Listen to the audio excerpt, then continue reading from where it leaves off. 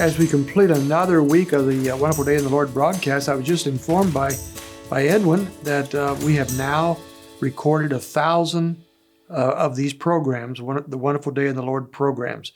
That's kind of amazing, just ticking them off one after the other. And we have over 1,100 subscribers to our network. So if you want to subscribe, you just feel real free to do that. And that gives you notification when we put out something new. We're thinking about some other projects as well, so we'll keep you informed about that. But right now, we're going to finish this week by looking at chapter 21 of Job, where we left off last week. And I think we looked at verse 9 at the end is kind of where we left off, but we're moving forward. Job, is what we're seeing here, sadly, is that Job's worldview is not really different than his friends. And this is not something we expected up front, because Job is called basically the best man on earth, and blameless and full of integrity, and he was those things.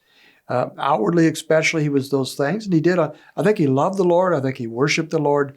We surely do not want in any way to put a black mark on his resume, because he's quite the man, and especially when we think that he was living in an age without the full scriptures, perhaps very little of any scripture actually, and he didn't have many of the resources we have, the indwelling of the Spirit and so forth. And yet we also know that there's something deeply rooted in his heart that's not quite right.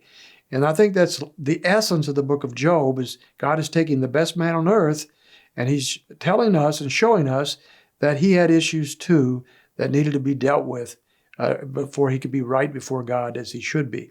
And the issues that we're seeing with him is this worldview in which he really believes that all life should be fair, and that if he was living rightly, God would bless him. If he was wicked, and he should be cursed, and wicked people are cursed.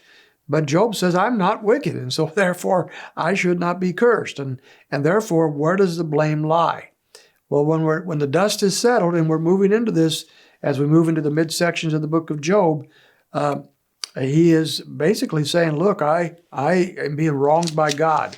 In verse 4, he said, why should I not be impatient? Now, he's talking about what God is doing. Why should he be patient with God? Because he's saying that God has wronged him. Now, in verses 7 and 9, he disagrees somewhat with his friends, who is saying that the wicked will always suffer the consequences of their sin. Job is not altogether sure about that. He has a different view there.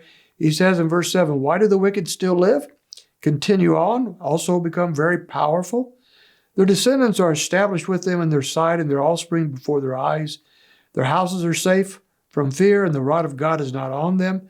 Now, in his observation then, he has seen a lot of wicked people that are getting by with what they're doing.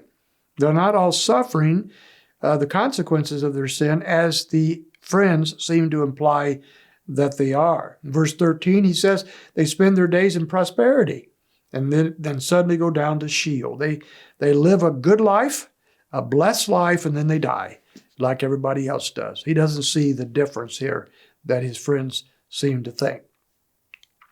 In verses 14 and 15, now he starts turning to God, and he says, they say to God, depart from us. We do not even desire the knowledge of your ways. Who is the Almighty that we should serve him? And what should we gain if we entreat him? So these wicked are defying God and getting away with it.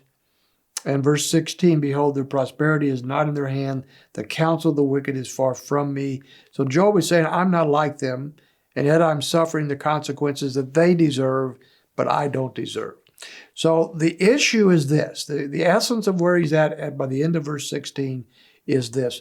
What's up with God?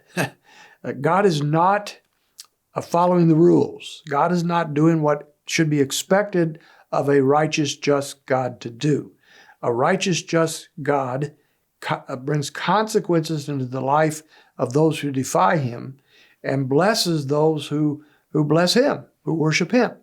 Job is in the categories, he says in verse 15 and 16, of one who is not wicked. He is a worshiper of God, but he is getting the punishment that the wicked deserve.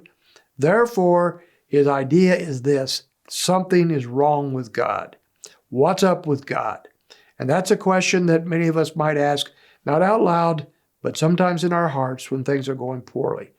We're going to pick up on that next week and follow this thread that Job is opening up to try to explain, as God tries to show him what is up with God and how Job's view of God is skewed. It's going to be very insightful, I trust. So I hope you can join us next week for our Wonderful Day in the Lord broadcast.